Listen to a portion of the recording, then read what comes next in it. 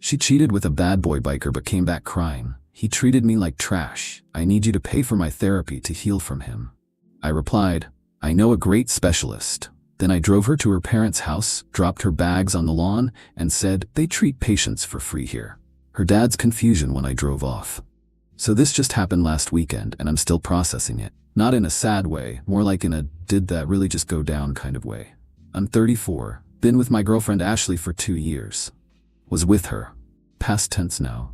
We met through mutual friends. She seemed normal at first. Pretty, fun to be around, had her life together. She's 31, works as a dental hygienist, has her own place. Independent woman, or so I thought. About 6 months into dating, I noticed she had this thing about bad boys. Not like a casual preference, more like an obsession. She'd point out guys with motorcycles, tattoos, that whole rebel aesthetic. Make comments about how hot they were. Right in front of me. First time it happened, we were at a bar.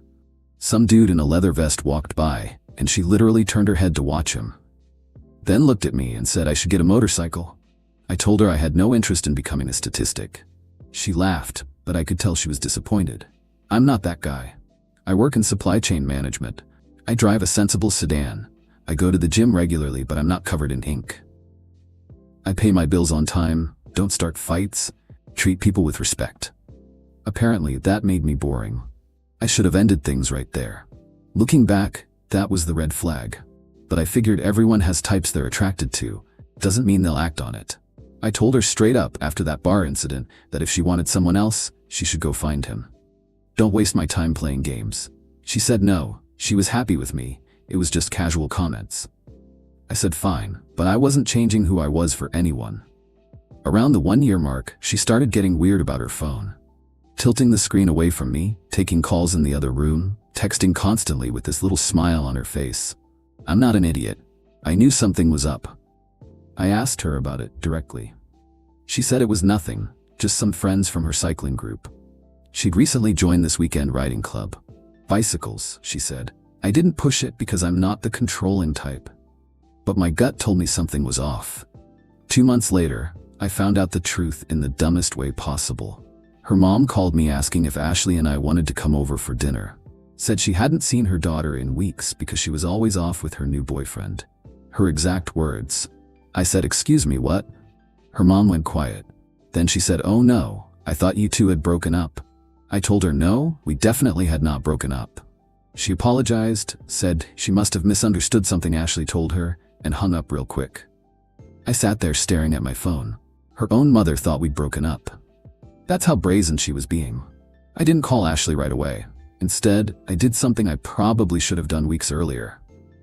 Checked our phone records. We'd combined our plans about 4 months prior to save money, so I had access. Pulled up her call and text logs from our carrier's website. There was one number she'd been calling and texting constantly for the past 2 months, sometimes at 1 in the morning, sometimes multiple times during her workday.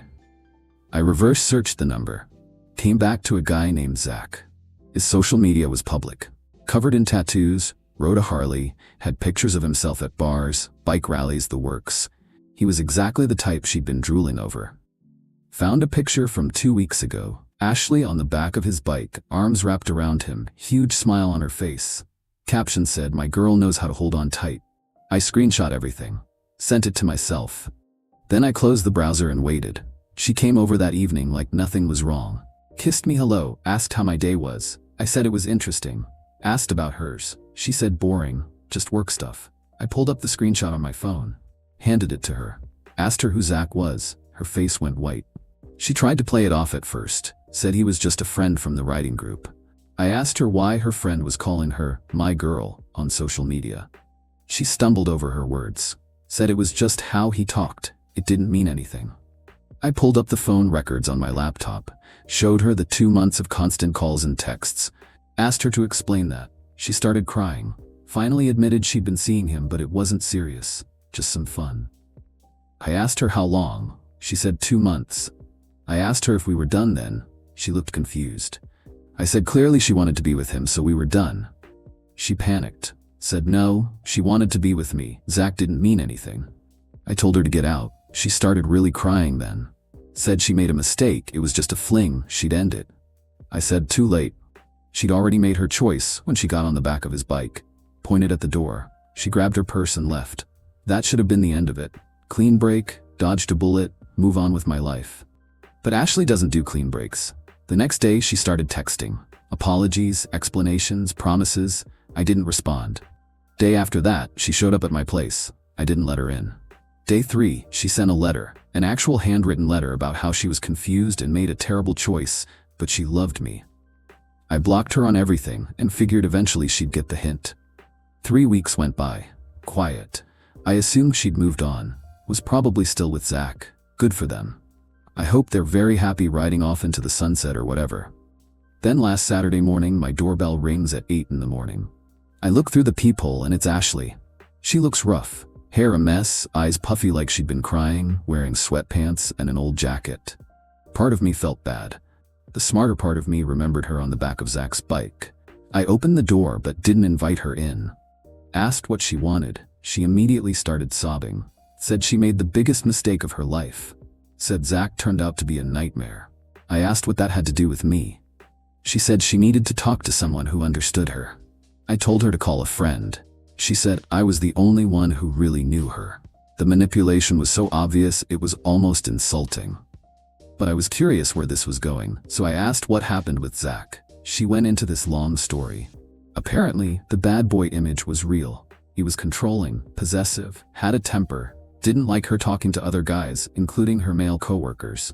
Got jealous if she didn't text him back immediately, criticized what she wore. The whole toxic package. I asked why she stayed with him for 2 months if he was so terrible. She said at first it was exciting.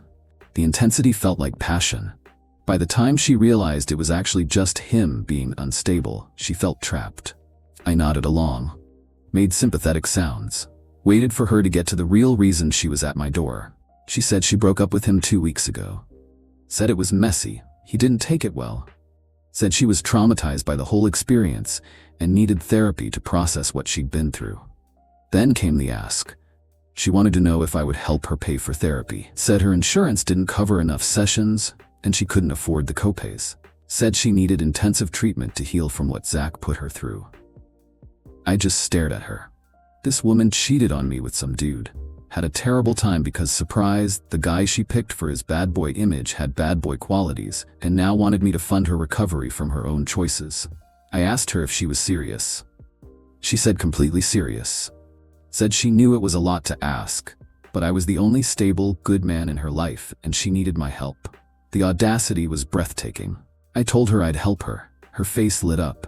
She started thanking me, saying she knew I'd understand. I held up my hand. Said I knew a great specialist who could help her. She asked who.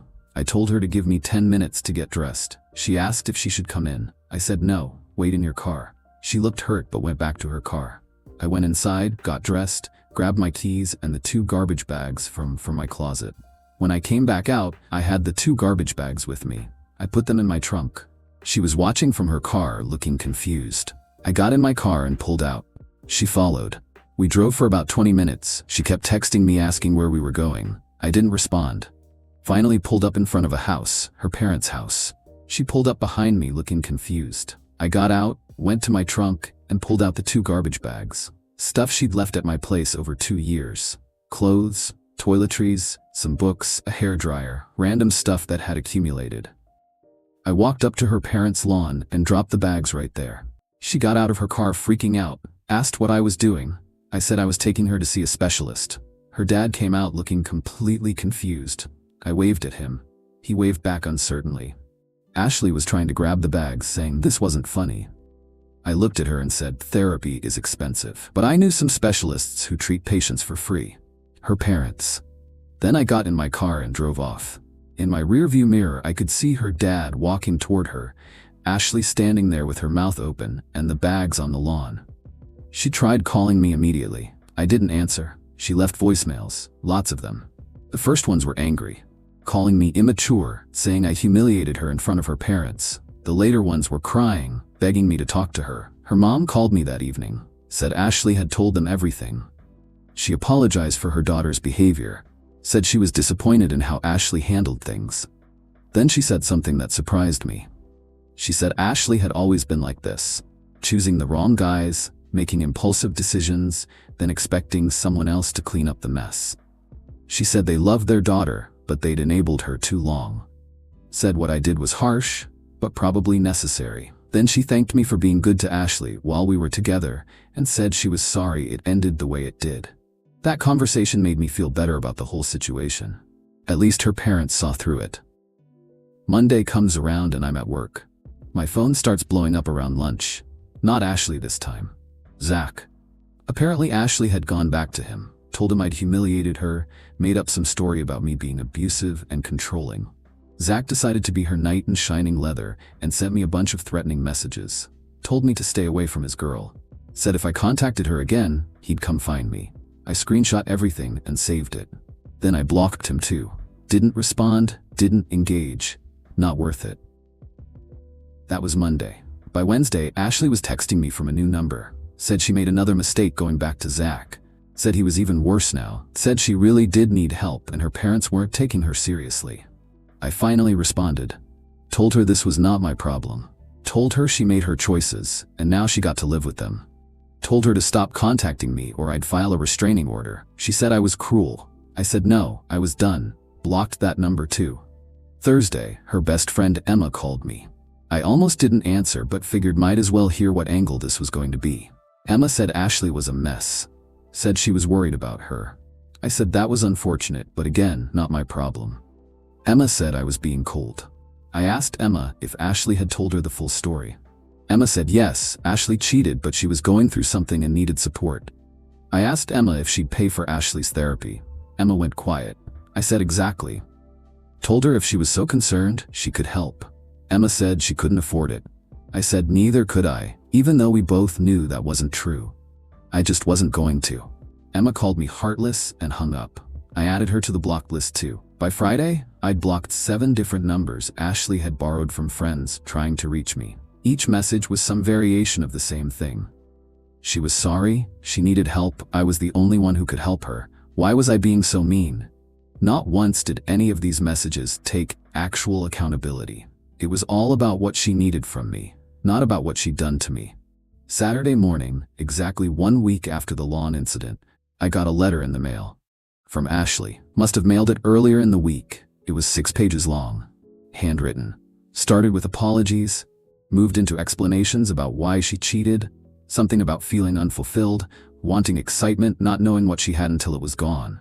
The usual. Then it got into the Zach situation. She went into detail about how controlling he'd been. How he'd isolated her from friends. How he'd made her feel worthless. How she finally got the courage to leave. The last 2 pages were asking me to reconsider helping her. Said she understood if I didn't want to be with her romantically, but she thought we were friends. Said friends help friends. Said the cost of therapy was only about $1,200 for the sessions she needed. Said she'd pay me back eventually. $1,200. That's what she thought this was about. The money. I didn't respond to the letter. Instead, I posted a vague status on social media about how sometimes the trash takes itself out, but then tries to crawl back for garbage pickup. Petty? Maybe. Satisfying? Absolutely. Within hours, mutual friends were messaging me asking what happened. I didn't give details to most of them, just said Ashley and I broke up and I'd prefer not to discuss it. But a couple of close friends, I told them everything. They were appalled. One of them said he'd always thought something was off about her. Sunday comes and I'm finally having a peaceful morning. Coffee, football on TV, no drama. Then my doorbell rings again. I swear if it was Ashley I was calling the cops. It wasn't Ashley. It was Zach. He's standing there in his leather vest, arms crossed, trying to look intimidating. I'm not a small guy. I'm 6'1", about 200 pounds, most of it from lifting. This dude was maybe 5'9" on a good day, but he had the attitude of someone much bigger. He said we needed to talk about Ashley. I said no, we didn't. He said I'd been harassing her. I laughed, told him to check his facts. I'd been ignoring her. He said that was harassment, making her feel rejected. The mental gymnastics were impressive. I told him to leave my property. He said he wasn't going anywhere until I promised to leave Ashley alone. I pulled out my phone and started recording, told him he was trespassing, and I was giving him one chance to leave before I called the police. He noticed the camera and backed off a bit. Started saying, I better not post that anywhere. I said I'd do whatever I wanted with video taken on my property. He called me a few choice names and left. I sent the video to myself and saved it in multiple places. Then I filed a police report online about the trespassing. Gave them the video. They said they'd follow up. That evening, Ashley called me from yet another number. I was getting really tired of this. She was crying hysterically. Said Zach had gotten arrested for violating a restraining order someone else had on him. Said she didn't know about it until the cops picked him up. Said she bailed him out, but now he was mad at her because he'd blamed her for me calling the cops on him. I told her I didn't call the cops on Zach. I filed a report about him trespassing. What happened after that was between him and his own legal issues. She said it was the same thing. I said it really wasn't. Then, she said she was done with Zach for real this time. Said she saw now what kind of person he really was. Said she should have listened to me from the beginning. I never told her not to date Zach. I wasn't her dad. I just broke up with her for cheating. But in her mind, apparently I'd been warning her all along. She asked if we could meet for coffee and talk. I said no. She asked if I'd at least consider being friends eventually. I said no. She asked why I was holding such a grudge. That's when I lost it a bit. Told her she cheated on me, expected me to fund her therapy for the consequences of her own choices, sent her unstable boyfriend to my house, and had spent 2 weeks harassing me through burner numbers and friends. Told her there was no universe where we'd be friends. She went quiet. Then she said I'd changed. Said I used to be kind. I told her I still was kind, just not to people who treat me like garbage. Then I hung up and blocked that number too. Monday morning, I get an email from her. The subject line said, "Please read." Against my better judgment, I opened it. It was short. Said she finally understood she messed up. Said she wasn't going to contact me anymore. Said she hoped one day I'd forgive her. Said she was checking herself into a therapy program and her parents were helping her pay for it. That was 4 days ago. Haven't heard from her since. No calls, no texts, no letters. Either she's actually respecting my boundaries now, or she's plotting something else. Time will tell. Her mom called me yesterday. Said Ashley was doing a bit better. Said the therapy was helping. Then she said something interesting. She said Ashley admitted she'd been chasing the wrong things for years. That she'd mistaken drama for passion and stability for boredom. Said it would be a long road, but maybe she'd figure herself out eventually. I thanked her for the update and said I genuinely hoped Ashley got better. Just nowhere near me. So that's where things are now. Single, drama-free, and significantly less tolerant of nonsense than I was a month ago. I've been on a few dates since. Nothing serious yet, but I'm in no rush, taking time to just exist without someone else's chaos bleeding into my life. And if I see a woman checking out bikers at a bar, I'm running the other direction. Lesson learned.